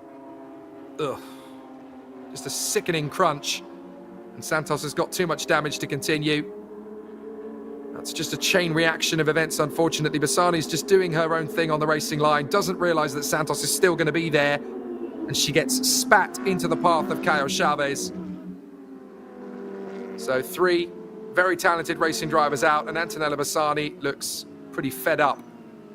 Very unfortunate after she dominated the race yesterday. Out of this one. And that's a real hammer blow for her championship aspirations. Thumbs up, she's okay, but she's not happy. Nor would I be, having gone from hero to zero in a little under 24 hours. Well, a tricky situation then as we get ready for the restart, and it's going to take a while. So the Porsche Taycan safety car is still out there on the course. Miguel Mariotti is your leader. Marco Tullio second. Sudek Leiter is in third from Gerson Campos and Claudio Reina. Caio Castro has another chance in 6th position. There's Christian Moore, currently in P7, would you believe, after all of that? That's absolutely astonishing. Christian Moore has charged his way through to 7th. Considering that he was 19th on the grid, he now finds himself all the way in P7. That is absolutely extraordinary. Sang-Ho Kim is in 8th place. Lucas Locatelli in 9th from Celio Brasil. Seba Malucelli, Al Sunito, Paolo Tatato, Wagner Pontes, Leonardo Herman, Luis Souza, Matias Roque, and Giuliano Bertuccelli. Retirements, though, from Eric Santos, Caio Chavez, and Antonella Bassani. I wish we could see the onboard of Christian Moore. In fact, I think we did have an onboard camera with Christian Moore. So if I was the editor at this point, I'd be scrolling through the tape. How did Christian Moore go from 19th on the grid to 7th? We need to see that replay. Because that is absolutely extraordinary how Christian Moore finds himself now in 7th place after all of that melee at turn 1. Here is Christian Moore's onboard camera. So all we need to do is hit the rewind button, and we might be able to see how Christian Moore charged his way through to 7th position from 19th on the grid. Hopefully we'll get to see that a bit later on. But we've got 20 minutes left of this race, plus the additional lap. And I have a feeling we've got a lot more drama to come. Lights out on the Taycan safety car. And now it becomes pressure time for Miguel Mariotti in the lead. Marco Tullio in 2nd, Sadak Leiter in 3rd, and Geração Campos ahead of Claudio Reina and Caio Castro. Watch for Christian Moore. Anything's possible now. He's just gone from 19th to 7th in 1 lap. So let's see what he can do from here on out. Caio Castro should have been leading at turn 1, missed his braking point by a few meters, and ended up running wide and dropping to 6th position. So let's see what happens in the remaining 19 minutes, plus the additional lap of this race here in Velocitta. Miguel Mariotti looking good at the front end of the field now. We're on board with Leonardo Herman, the man who got a pole position yesterday and could easily have won the race had it all not gone wrong on the start. But it's happened again in 2 consecutive races here at Velocitta in the Sprint Challenge. So let's see what Miguel Mariotti can do on the restart. Marco Tullio is right with him. Tullio's got to anticipate when he's got to go on the throttle. Now they're going for it. And that's not a bad restart from Tullio. He's kept Mariotti honest there out of the hairpin. Taking a lot of curb, but it's green, green, green, green here in Velocitta. And out in front, it is Mariotti, then Tullio, Leiter, Campos, Reina, Castro, Moore, Kim, Locatelli, and Brasil. And up on the inside, that's going to be Caio Castro trying to fend off the challenge and gets through on the inside of Claudio Reina. That's P5. Here comes Christian Moore. He wants to get through into P6. But Caio Castro is now in P5, trying to chase down Leiter and Campos up front. Christian Moore going up the crest, trying to close in on Claudio Reina. Here comes the move, and Christian Moore will try and go for P6. Reina is not going to let him have it. Come on, is that the best you can do, Christian? Try something else. Sang-Ho Kim and Lucas Locatelli, meanwhile, are battling away. No, that's Celio Brasil, my apologies. So Celio Brasil has got past Locatelli and is now trying to take on Sang-Ho Kim. Oh, he's committing to that inside line and he's got it done. Celio Brasil comes through in perfect fashion. I genuinely didn't think that overtaking move was on, but he knew otherwise. Great work from Celio Brasil. So through they come again. Obviously, the incident at turn 1 off the start is under investigation. Several drivers could end up with a penalty here. Whoops, Marco Tullio striking the sausage curb as Antonella Bassani, very disappointed, walks into the pits, out of the race, ready to debrief with the team, but not exactly happy about any of that. Tullio drifts out wide into the path of Leiter and Campos. Watch for Caio Castro. But this is definitely a cork in the bottle effect now from Marco Tullio as Miguel Mariotti just disappears into the distance. Somebody's got to blink here. Caio Castro's going to do it. Up on the inside, trying to take on Geração Campos. Has to think better of it. Campos drifts wide as a result of getting caught out in his wing mirror. Is that going to be enough for Caio Castro to launch an attack up the hill? And staying quite close to him now is Christian Moore. Here comes Moore. So Christian Moore going up the crest. This is quite a climb, actually. It doesn't really show you on television really how high this ascent is. But it is a proper climb up this hill. Think Bathurst in Brazil, essentially. And that's a kind of a microcosm version of what Velocitta is. This is a particularly decent climb. And then from this moment on, it drops. Tulio and Leiter still battling away, but Leiter's got problems of his own. He's got Geração Campos hot on his 6. Hot on his 66, I should really say, as Geração Campos tries to get through, but Sadok Leiter is just not giving him any space. Caio Castro and Christian Moore, 5th and 6th, and waiting in the wings for something to happen. Miguel Mariotti is just loving it in the lead. Can even afford a little bit of a lock-up and a bit of a squirt on the brakes there. Oh, and a mistake from Sadok Leiter. That should be enough for Geração Campos. Leiter's going to come back at him on the inside, and there's contact and goes around. Sadok Leiter just pitches the right rear quarter of Geração Campos, and that's enough for Campos to spin out. Well, that's one of those moments where the driver should realise, essentially, I'm not quite going to finish this off. Geração Campos thinks that Sadok Leiter's not going to commit. They just catch wheels. And Geração Campos pitches around into a spin. Caio Castro says thanks very much. And so too does Christian Moore and Chega Brasil. They all get through. So Sadok Leiter is down to 6th place. I'm amazed that Sadok Leiter doesn't have any damage to that car. But I'm afraid it's all game over for Geração Campos. And I think we've just lost Luis Souza from the race as well. Not quite sure what's happened to Souza, but certainly it's a retirement for Souza's car as well. Santos, Chavez and Bassani are all out of it, we know that. But I think Luis Souza is now out of the race as well, and it wouldn't surprise me at all if Geração Campos would limp back to the pits. Sadok Leiter's got damage, yes, I thought so. That was a big amount of contact for Sadok Leiter with Geração Campos, and he's going to have to bail out. He's going to have to bring this back to the pits and retire the car. So Sadok Leiter, it was big contact, and he actually went airborne for a few short meters. And that's enough to put Sadok Leiter out of this race. Very unfortunate, as diving down to the braking zone. That is going to be a brave attempt there from Matheus Roque. No big shocks. The incident between Geração Campos and Sadok Leiter is under investigation by the officials. No surprises there. Meanwhile, Matheus Roque is taking on Wagner Pontes. So this is the duel for 14th place. We're really dropping cars like flies now. Just under 14 minutes remaining, plus the additional lap. Oh, and there's another car in trouble. So that, I'm afraid to say, is Claudio Reina. So Claudio Reina's had an incident out of the final turn, as that is Leonardo Hermann dueling with Lucas Locatelli, and Hermann has got through into 8th place. So Hermann coming through into 8th place. Now Claudio Reina has dropped back. Was there a mistake from Reina, or did Reina get forced wide? We'll have to find out of the final turn. Oh, the back end's overtaking the front. And, oof, how close was that? For Alsunito behind, I think that was. So who was that having to take avoiding action and actually damaging his car in the process? Well, that was pretty scary stuff. I think that might actually have been Seba Malucelli, you know. Big damage to Wagner Pontes' car. The splitter, the front splitter is actually leaking fluid. So that's a real problem for Wagner Pontes, and it's a problem for everybody else as well, because there's now fluid down on the circuit. Back at the front, as into the pits comes Sadok Leiter. Don't tell me he's going back out on the track. He is. So Sadok Leiter clearly feels he's got a car that can finish this race.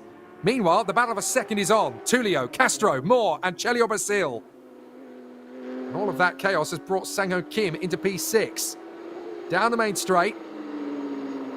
Caio Castro still feels that second position is possible. Trying to put Marco Tulio under pressure. As into the pits to retire comes Wagner Pontes. So much damage to his car. So Wagner Pontes is out of it. Here comes Christian Moore trying the switcheroo maneuver on Caio Castro, and Chega Brasil goes around. So Chega Brasil spins. Now I wonder if that's because of the fluid that's on the circuit now. Several cars trying to take avoiding action. Sang-Ho Kim has just gone wide, trying to avoid Chega Brasil. And Seba Malucelli, who's in the spare car, has ended up having to take avoiding action. And here's Leonardo Hermann now trying to go up the inside of Chega Brasil. Can't get the move done. But certainly cars are slipping and sliding all over the place. There's contact further back as well. I think that's Alsunito, who's come together with Claudio Reina. My goodness me, it's flotsam and jetsam everywhere at Velocitta. Well, big drama as Claudio Reina manages to get going again and rejoins in front of Geração Campos. It's hard to know where to look. It's absolute pandemonium here at Velocitta. in Porsche Sprint Challenge Brazil. So how did that incident start? Well, that's Roque having to take avoiding action. Claudio Reina rejoining the circuit. And Geração Campos, right, we've gone a bit further back. There's the spin from Chelio Brasil. Watch further back. Seba Malucelli's about to come into the shot. He's going to have to drift wide because Chelio Brasil, well, I think we could have left that tape running a bit longer because Chelio Brasil tried to rejoin and right into the path of Seba Malucelli. But all of this is absolutely perfect for Miguel Mariotti. Nobody's even getting a look in compared to him in this race. Marco Tullio is 4.6 seconds behind him. There is Marco Tullio. Caio Castro in third, Christian Moore in fourth. Is the opportunity going to come to the way of Caio Castro? Well, Tullio is trying to keep that car as wide as possible in the hope that the move is going to be on. And it really is tricky for Marco Tullio to hang on to. Christian Moore has got nothing to lose. He started all the way back in the 10th row of the grid, 19th place on the grid. And here he is in P4, all over the back of Caio Castro. So Miguel Mariotti down the straight, up to the chicane. Castro trying to put Tullio under more pressure. Tullio, of course, is the leader in sports. Slides down the drop. Christian Moore looking a little more confident at that point of the course. Round through the hairpin, just under 10 minutes left. Lots of curb from Tullio. Castro and Moore still very close in behind. Rolling off the left-hand hairpin. Hoping that there's going to be a little bit of grip on the way through to the final hairpin again. Caio Castro really sizing up the move on Marco Tullio. He's putting him under massive pressure. And it's real intimidation from Castro. But he needs to pressure Tullio because Christian Moore is all over the back of him. So this is going to be tricky to know who's going to have the mentality. Castro snaking under braking. Need to get the car turned in. Tullio still trying to hold the car in. The circuit is hotter compared to yesterday, don't forget, so the tyres will not necessarily have the same grip as they did yesterday. They'll be working harder in the hotter temperature of circuit. Up the climb. Tullio, Castro, Moore. Oh, big slide from Caio Castro. He manages to save it, but surely Christian Moore's going to have the run on him now. Around the outside. Can Christian Moore commit? He has to hang back. And another big slide from Caio Castro. He's really struggling to hold the car. So Christian Moore can go slow in, fast out, as Caio Castro got a problem developing, as that car is looking incredibly loose. But this might be the opportunity that Christian Moore has been waiting patiently for. Down to the braking zone. Caio Castro goes deep in on the brakes. Has he actually got a brake issue? We saw a couple of drivers having brake problems at the end of yesterday's race, as they were overheating. And so the brake pads were just doing nothing. They were not responsive. That's certainly how we saw an exit for Seba Malucelli yesterday. He just had brake failure down into turn one. On board with Christian Moore. I have to say, of all the drivers in this race, I would be fascinated to sit down on YouTube and watch the onboard of Christian Moore. He's had the most entertaining race of anybody. And here he comes again. He's got a better run off the turn. Has he got enough space to challenge Castro? He's certainly intimidating Castro. He goes left, goes right. Castro's back end wants to step out again. So if Christian Moore is careful and patient and disciplined, he can get this move done. Castro still holds him to ransom on the inside line. Through the right, down the dip, back up the climb now, through the left. Can Castro hold this? The car is getting so loose. So Christian Moore is just still trying to hang this together. 7 minutes left. Miguel Mariotti is absolutely having an absolute rout in the lead of this one. No issues for him. Marco Tullio, Caio Castro and Christian Moore are squabbling over second. And it's essentially a case of whose car brakes first. Tullio, Castro, Moore. Castro trying to hold it in the braking zone. Keeps it slightly tighter so that Moore doesn't get any ideas. Then Malucelli in the all-white machine, having to take one of the spare Porsches. And here comes Leonardo Herman, now trying to go up the inside of Kim. Oh, he's going to be careful in the back of Chelio Brasil. So nearly hits him. He was lucky there, Leonardo Herman. He had the move on Sung-Ho Kim and almost ran straight into Chelio Brasil's car. He was very lucky, and that's a spin for Geração Campos. So Campos has had a spin. Let's see what happened. Well, he's just caught the curb, and I think he's had an issue, because that is not an ordinary spin for Geração Campos. I think something's broken on the car. Yeah, he's rode the curbs, got on the throttle, pitched it around, but that looks like there's more going on with that car than meets the eye. So Tulio, Castro, Moore, still second, third, fourth. And it really is stalemate at the moment between these three, with an overall second place looking likely for Marco Tulio. Ah, there you go, Geração Campos. It looks like he's got a puncture. He overshoots on the way down the hill. Yep, it's a rear puncture. That will be what have pitched him around into a spin. And he's not even going to be able to make it back. What a shame for Geração Campos. He could have got a podium today. But then you could have said that about several drivers. You could have said that about Santos. You could have said that about Carlos Chavez. You definitely could have said that about Antonella Bassani. But it hasn't gone well for any of them. Oh! Big patch of bodywork there that Christian Moore has just gone straight into, unsighted. Now, he's got to be careful that he hasn't picked up a puncture. Because if you're in the mix there battling away with Caio Castro, I mean, at the moment, he's quite grateful that it hasn't gone straight through the radiator. That could have been very nasty indeed for him. So far, so good for Marco Tulio. Caio Castro is still right there, though, still intimidating. And Christian Moore is in there in fourth place. They come off the turn. Onto the main straight again. Tulio, Castro, Moore. Seba Malucelli in fifth place. Celio Brasil still somehow in P6 through all of this. Tulio getting defensive. Caio Castro senses the chance. And this is where Christian Moore can really pick up the pieces. Christian Moore's got to stay hungry here in fourth place. Castro and Tulio are about to get into it. Tulio really starting to buckle under the pressure. Up the climb comes Caio Castro in the yellow machine. Wanting to get his move on the inside, kicks up some dust to get there. And Christian Moore is just being very calm and collected at the moment in fourth. Just let these guys have their badinage. I'm going to get them for second place anyway. Up to the braking zone for the left-hand hairpin. Finishing off the climb. From this back straight onwards, they start to drop. And it is a proper drop. But Christian Moore really wants to take on Caio Castro. Still that bodywork in the middle of the road, but at least it's off the racing line now. Tulio brakes. Holds the middle of the road. Castro still can't get through. And Christian Moore is right there. Hungry like the wolf, trying to get through into third position. So Mariotti, Tulio, Castro, Moore, and Malucelli somehow in fifth position through all of this. Celio Brasil, Leonardo Herman, Sang-Ho Kim, Lucas Locatelli, and Giuliano Bertuccelli finishing off the top 10 in front of Roque, Totaro, Reina, Nito, and Leiter. Everybody else has retired. Geração Campos, Wagner Bontes, Luis Souza, Eric Santos, Carlos Chavez, and Antonella Bassani. Just 15 cars left. Castro still pummeling Marco Tulio. Practically love tapping the back bumper. Up through the left sweeper. And Tulio hang on to this. Castro, Moore.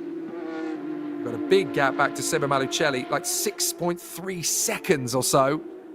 Here comes the undercut. Tulio again has to move across. Oh, big problems for Leonardo Herman. Big problems. That's panel rubbing on tyre. And I'm afraid that's going to be a big failure if Leonardo Herman doesn't slow down. He's going to have to limp back to the pits. There will be no points finish up at the top end for Leonardo Herman. And you can sense that. Look, the steam is even coming in the car. If you're not careful, you're actually going to catch a light. All that takes is one spark. Here comes Castro. All over the back of Marco Tulio. Down through the S's again. And still, Tulio holds off Caio Castro. Christian Moore has actually dropped back a couple of car lengths in the hope that it's not going to be too much of a difficulty to come back at him. Down to the penultimate hairpin, through the left. Tulio drifts wide. Caio Castro really has got him against the ropes. Through they come again. Castro needs to get on with this. Because with a minute and a half to go, cars are dropping like flies behind them, and they could trigger a safety car. So Castro needs to get on with this. He's got a brilliant run off the turn this time. Surely Tulio's really going to sweat into turn one. Castro will dive. Tulio cuts across him, and Leonardo Herman spins out. That was inevitable. The car had no grip at all. So Leonardo Herrmann is going to have to limp back to the pits, I think, to retire this car. Very unfortunate. But he needs to get moving, otherwise we'll get a safety car and we'll be robbed of an amazing battle for second place in the closing minute of the race. Tullio still holding on from Castro. Christian Moore has caught them up again. Up the climb. Are you as on the edge of your seat as I am? This is absolutely brutal from Tullio and Castro. Christian Moore's right there in fourth. Just waiting, biding his time. Patience, man, patience. These two could get very spicy in the next couple of corners. Castro again attempts a move on Tullio. Tullio pulls across in the middle of the road. Castro goes long on the brakes, hoping for a switcheroo in the middle of the S's. Christian Moore tightens up. This is not done. And, oh, goodness me, Castro nearly loses ground to Christian Moore. The final few seconds of the race. Miguel Mariotti is about to start the final lap. 3, 2, 1, time up. So Miguel Mariotti is about to go into the final lap of the race in front. We're on board with Christian Moore. And both Tullio and Castro drift out wide. Christian Moore gets a tighter run. There is the leader going into Ultima Volta, the last lap. Miguel Mariotti's got this win on a silver plate, but who's going to be second? Will it be Tullio, Castro, or Moore? Moore is going to have to work hard here to get around these two as Castro dances around Tullio. They both drift out a little bit wide. Christian Moore has got a faster run through too. He's going to be right on the rear spoiler. But this man has had no pressure at all. Miguel Mariotti out in front. Surely the win is his to command now. He's got a lead of 6.5 seconds. He's got to be careful that he doesn't trip over Sadek Leiter in 14th and last. Incredibly, we've lost a third of the field. But Miguel Mariotti is going to come through in fine style to take the victory. As much as I want to see him, I also want to see Tullio Castro Moore. Second, third, fourth. Dueling away for the final positions on the podium. And they are not far behind us. But Miguel Mariotti is going to cruise his way home. Trying to see in the background, has it changed? It hasn't by the look of it. So Tullio Castro and Moore are still there in second, third, fourth. It could get interesting in the final couple of corners. But Miguel Mariotti is going to take a triumphant victory in the second of our Porsche Sprint Challenge Brazil races at the Autódromo Velocitta. Sadek Leiter decides he doesn't want to complete another lap. He backs off the throttle, lets the leader go, and it's going to be Miguel Mariotti out of the final turn. He will take the checkered flag. Miguel Mariotti wins at Velocitta in race 2 in fantastic style. And after all of that drama and banter between Tullio, Castro and Moore, it stays at a stalemate. Party time in Mariotti's camp. Excellent work. And a great victory from Miguel Mariotti from 7th on the grid. Absolutely terrific. That was a race full of drama, carnage, pandemonium, flotsam and jetsam, bits of car all over the racetrack. But somehow, through it all, Miguel Mariotti stood firm, stayed calm, and got the job done. Very much embodying Rudyard Kipling's If poem. If you can keep your wits about you while everyone else is losing theirs, you'll be a man, my son. You'll be a winner, my son. Miguel Mariotti getting the job done. Great job from Marco Tullio. All that pressure, and he held on for second overall and the sport category victory. Excellent performance and a great display from Marco Tullio. I genuinely didn't know if he was going to have that. He certainly made it look like hard work. But incredibly, after all of that, the rookie winner, you've got to go all the way back to P10. And the rookie winner is this man, Lucas Locatelli. That's a fabulous victory in the rookie category. Locatelli in front of Totaro in second. He'll be absolutely ecstatic. Claudio Reina in third, Alcinito in fourth. And the fifth rookie will be Wagner Portes. What a result from Lucas Locatelli, taking the victory in the rookie category. A very different result compared to what we saw yesterday, that is for sure. The rookie win yesterday went the way of Carlos Chavez. Not today. He was out at turn 1. So we have 3 victors, 2 different ones from yesterday. Overall was Antonella Bassani. Unfortunately, she, like Carlos Chavez, the rookie winner, from yesterday was out at turn 1. So we had to have 2 different winners in that category. But right from the start, it was nothing short of a melee. Incredible that we had so much drama in one race. We had safety car on circuit just the once, but we had so much chaos around them. But the victor, and deservedly so after the way he's driven, Miguel Mariotti, from 7th on the grid, charges his way through to the win in the reverse grid battle.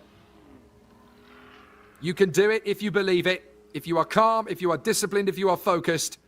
And right from the start, Mariotti embodied all of those elements. Superb race.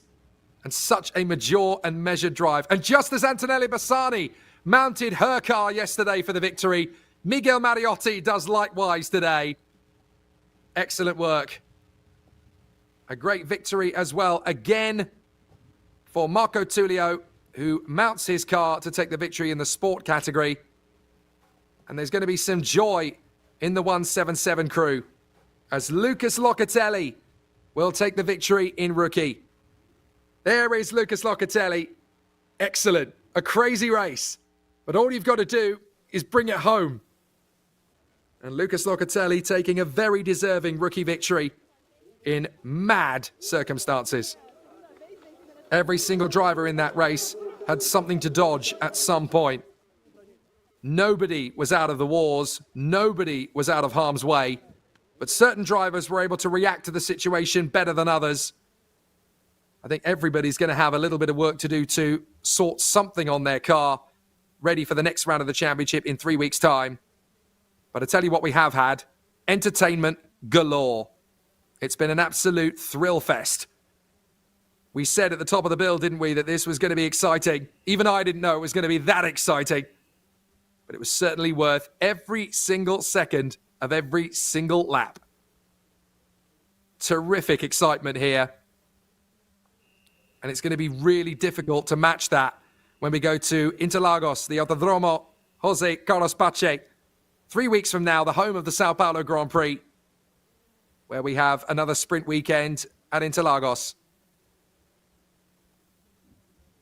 But Goiânia and Velocitta have kick-started the 2024 season in fantastic fashion. But wrapping it up in style here this weekend, 2 crazy races. And they really have been crazy races.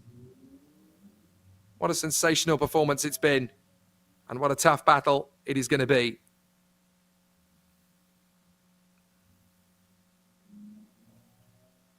So, an absolutely magic weekend of racing. 4 different overall winners. Ryan Mascherano, Antonella Bassani. And then, of course, we had the terrific victory earlier on in the day after a truly sensational performance in the previous encounter of the Porsche Carrera Cup for Werner Neugebauer, followed closely by the victory in this race of Miguel Mariotti. 4 different overall winners. Here is the overall podium. A fabulous performance. And there's 5 very different racing drivers in those podium positions. Some of them are returned, but not many. Seba Malucelli from the back to 5th. Excellent drive. 4th place for Christian Moore. He's very happy. 3rd for Caio Castro. Not a bad return on his endeavour. 2nd place for Marco Tullio. Hanging on for dear life in 2nd. But the winner, Miguel Mariotti. What a victory. And what that means in terms of the title fight, well, it could be one of the most valuable wins of his season, with so many of his opponents either by the wayside or further back than they would have imagined. This is a crucial win for Miguel Mariotti, and he can celebrate in style. A truly splendiferous run. Excellent performance from Miguel Mariotti. A really composed and measured drive. It's so difficult when everything's kicking off around you to just keep it together. From one lap to the next, you don't know whether there's going to be moisture on the circuit, whether there's going to be bits of carbon fiber all over the place, whether there's shredded tires, marbles that have gone onto the extra part of the course, whether there's yellow flags, safety cars, so many things can get into a driver's head and make them lose focus. Not Miguel Mariotti. He had it nailed all the way through. Kept it calm and composed throughout. Got into the lead on the first lap through all the drama off the start and just held his nerve. Terrific victory for Miguel Mariotti. Now comes the sport class podium. 5th position for Giuliano Bertuccelli. That's a very deserving trophy. Sang-Ho Kim coming through for 4th place. That's better than yesterday. A 3rd position run for Celio Brasil. They're actually stood on the wrong sides of the podium, but never mind. Seba Malucelli, 2nd in fine style. But Marco Tullio, the victor again in the sport category. Excellent work. And a very tough race battle from him, having to hold on to 2nd overall for the entirety of the race. I'm not sure what the officials will have to say about Seba Malucelli and Celio Brasil standing on the wrong steps of the podium. But never mind. They still take silverware. There you go. Celio and Seba, I think I've suddenly realised we were on the wrong steps of the podium. Oops. There's good banter throughout. But this was such a tough race for Marco Tullio, hanging on with big pressure from Castro and Moore throughout. And despite the fact that the car was getting loose at times, he just placed his car in exactly the right parts of the racetrack everywhere. So smooth, so smart, so focused. Very good work indeed from Marco Tullio. There will be one final podium ceremony today, and that is going to be for the Porsche Sprint Challenge Brazil rookie class. And again, we're going to see 5 different drivers gracing the podium in very different order compared to what we saw yesterday. But it certainly makes things very entertaining as far as the championship is concerned. And as we head to Interlagos in 3 weeks' time, everybody is going to be working hard. Novak Pontes, who should be 5th position on the podium. I think he will return a little bit later. Just lift your trophy now, says Alsu Feldman. Don't wait for him. So Alsu Nito, the 15-year-old, coming through in 4th place. Claudio Reina in 3rd, despite all of the drama. Paolo Totaro, 2nd in rookie. You can be very happy about that. But the victory for Lucas Locatelli, and very deserving it was too. Excellent work. And so we finish off in style with the rookie podium here in the Porsche Sprint Challenge Brazil at Autódromo Velocitta. A fabulous performance and a great result to finish us off. Our 3 winners in magnificent fashion, Miguel Mariotti, Marco Tullio and Lucas Locatelli, as the boys from Brazil get busy with the fizzy one final time here in Velocitta. And what a magnificent weekend it has been here for the 2nd round of the Porsche Carrera Cup and Porsche Sprint Challenge Brazil. A great run from Lucas Locatelli. Again, very similar in style of drive to Miguel Mariotti, just letting everybody else have their moments, letting it all go wrong for them, and just getting on with it. Even though he had a damaged wing mirror, which meant he couldn't see out the left side of the car, that didn't stop him from attacking, being dictatorial, being focused, and going for the win. It's my first time calling the Porsche Carrera Cup Brazil and Porsche Sprint Challenge Brazil, and I have to say, if that's what I get to look forward to over the course of the rest of the season, I'm absolutely ecstatic. Bring it on. It's going to be great racing all the way through the year. There'll be great battles, there'll be great performance, there'll be great drama, but there'll be fantastic motorsport. It's not always about the timesheets on Saturday. Sometimes it's just about who's got the nerve, who's got the drive, who's got the motivation, and who's got that steely wit, candor, and discipline. Racing is very different to getting the one lap out of the bag. And sometimes you've just got to have the composure. You've got to have the right mindset to make it work. Boy, have we had some fantastic racing here in Brazil. And I can't wait for the next round of the championship 3 weeks from now on the Autódromo José Carlos Pache in Interlagos, the home of the Sao Paulo Grand Prix. The Porsche Carrera Cup and Porsche Sprint Challenge Brazil will continue 3 weeks from now at the home of Formula One in Brazil. I can't wait for it, and neither can you. I'm Jake Sanson. We'll see you in 3 weeks' time. Bye for now.